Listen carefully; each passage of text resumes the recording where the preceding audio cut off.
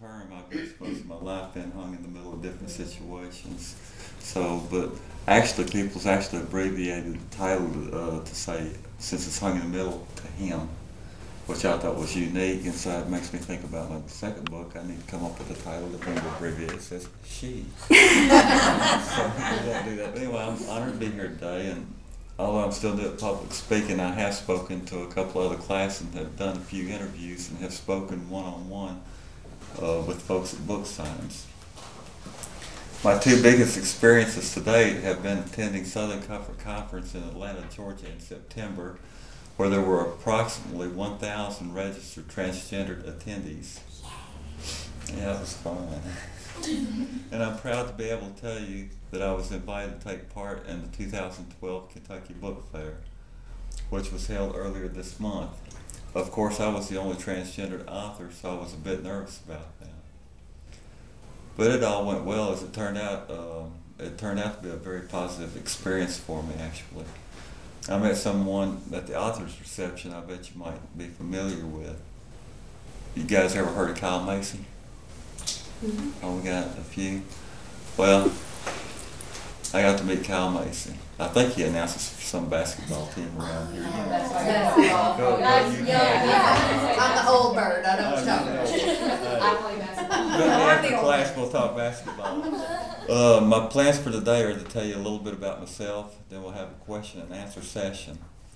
And please feel free to ask any question you have. I'll gladly answer any question. And there are no wrong ways to ask a question.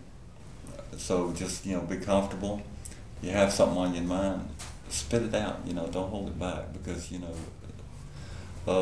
there's a lot of times people hold back asking a question out of fear of maybe offending somebody. And when you don't know, say about the GLB community or somebody being transgendered, you worry, well, I know there's certain terms that are right and certain terms that are wrong. I think that's BS. I'm not a politically correct person. And it took me a long time to convince my publisher that "ifing" was a word. So be comfortable and ask your questions anyway. Just don't hold back. Ask. Anything that's on your mind. And if you get, go overboard, Bobby will take care of you. So to begin with, the picture on the book right here, that's a picture of me when I was 8 or 9 years old. And that was 1969. And actually, that's a picture of our old trailer we lived in. And I had put on my mom's wig, dress, and purse and shoes, and had my brother take my picture. And it's the only picture I have of me as a kid where I felt normal. And so after that picture was, let's see, let me get back on task. Yeah, thank you, baby. This was the moment I realized I was different, which sent me into hiding. I figured being the roughest, toughest boy I could be would be the best way to hide. Living on horse farms was perfect for that. I rode lots of horses and fell off of a few. Pains to this day. I have trained to be a jockey because when I come out of high school, I weighed less than 100 pounds and was just a little over 5 feet tall. As you can see, I kind of outgrew that career.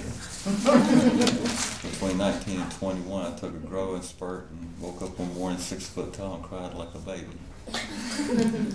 But I continued my rough and risky behavior through my teen years.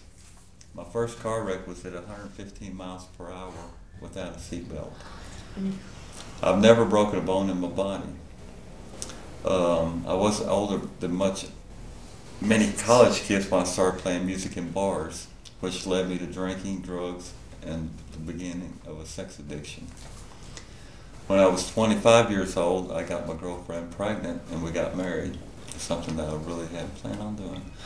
Having to get married really settled me down, probably saved my life. However, I was married for approximately 13 years before I could bring myself to tell my wife I was different. Once I had been able to tell my wife how I felt, we began researching transgendered on the computer to learn more about myself.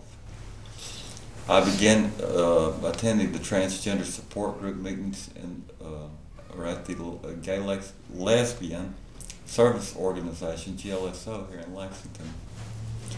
I didn't want my neighbors to see me dressed as a girl leaving the house, so I'd arrive early to hurry into the restroom and put on my makeup and clothes. Then it was time to come out to my family, which I did sometimes in 2004. I thought that would be the most difficult thing I'd ever have to do in my life, but it went rather well.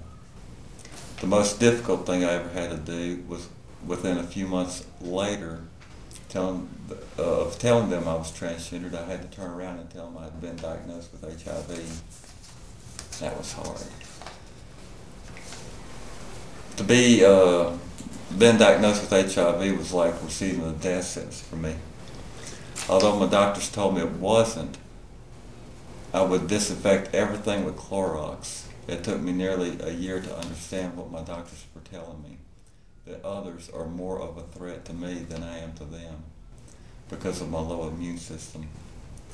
However, by taking my meds and trying to maintain a positive attitude, now my doctors tell me if I had already been diagnosed with HIV and you can't get undiagnosed, today the virus is not detectable by a simple blood test. In other words, if they hadn't already diagnosed me today, they couldn't. I legally changed my name to Alana in the year of 2005. I was 46 years old. Although she tried to support me, my first wife and I separated in 2006 and divorced a few months later. I am sure the transgender thing didn't help our situation, but in the end, our issues was that of many couples face, and divorce and that's basically financial difficulties. I had known Bobby for 30 years, but when she saw me as a female for the first time in December 2006, she told me she didn't want to have anything to do with me. On New Year's Eve, December the 31st, 2008, Bobby and I were married. I love Yeah, if you want to know more about that, by the way, you just have to read the book. Before we open the floor for questions, I want to share a bit about my lifelong battle with depression.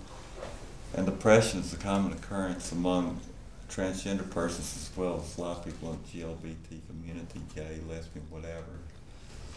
I've been seeing the therapist for many years and started seeing the psychiatrist as well a little over a year ago regarding my depression and social anxiety. Yes, I do have a little white pill that helps me to do these talks. Prescribed, by the way. Nothing illegal. On the up and up. It's called a performance enhancement pill. It keeps your blood pressure down, keeps you from getting anxious.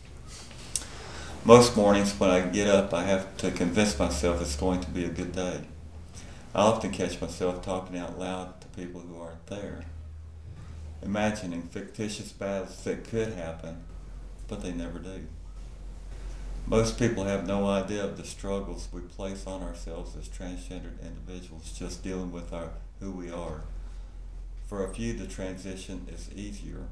For many, like myself, battle within not wanting to admit we are transgendered, and those battles can lead to mental issues and oftentimes suicide.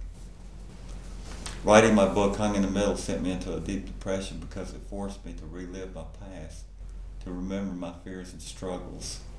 Even though those things were in my past, writing them caused me the same emotions I had experienced at the time. Our purpose for writing this book is twofold.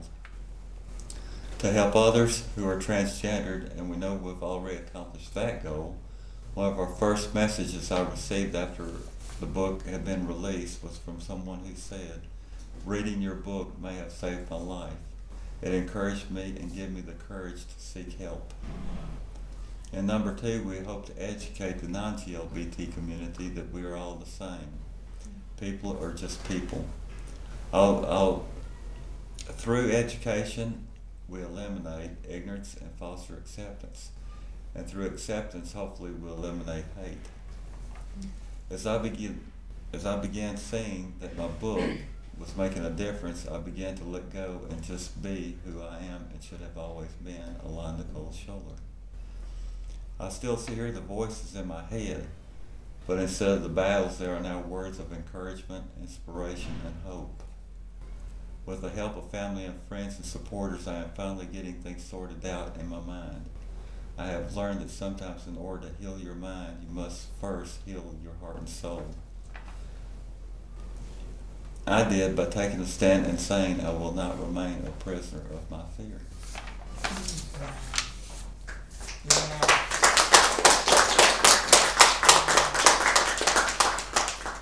So, questions? Yes, sir.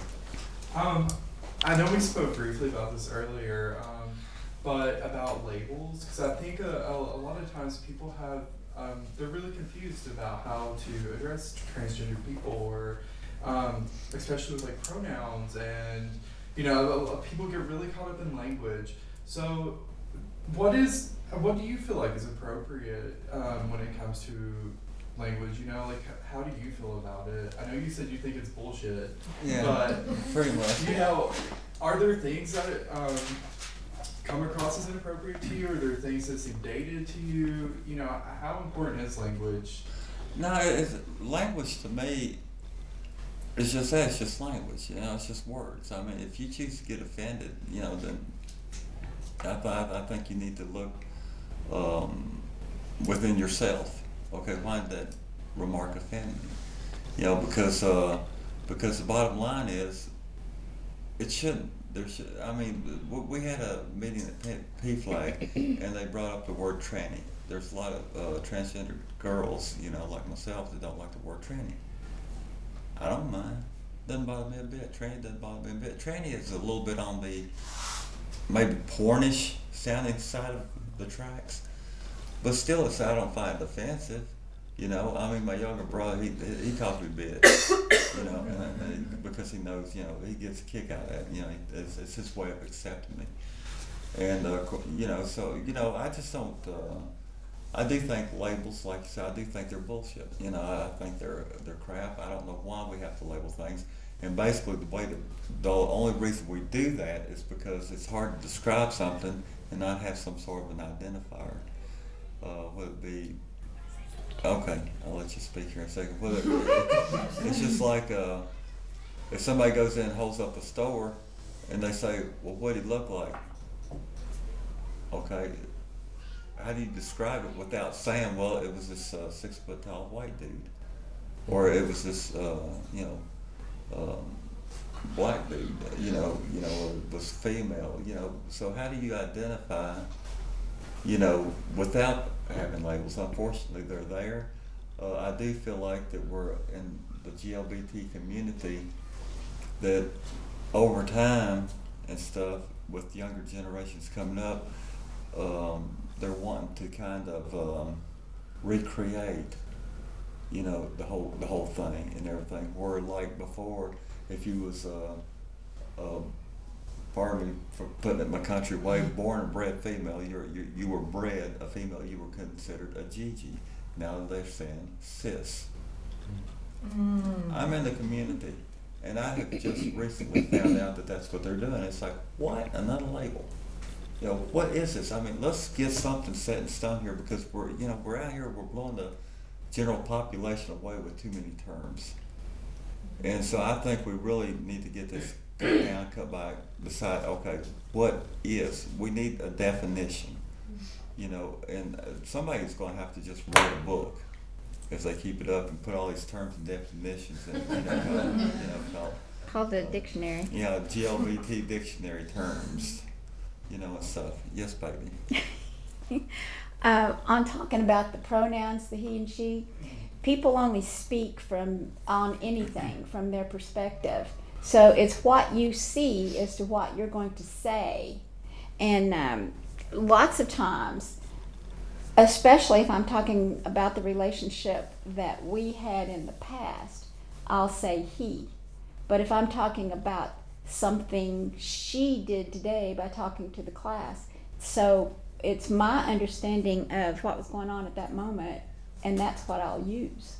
And it can really get convoluted sometimes, because sometimes in the same sentence I'm talking about both him and her.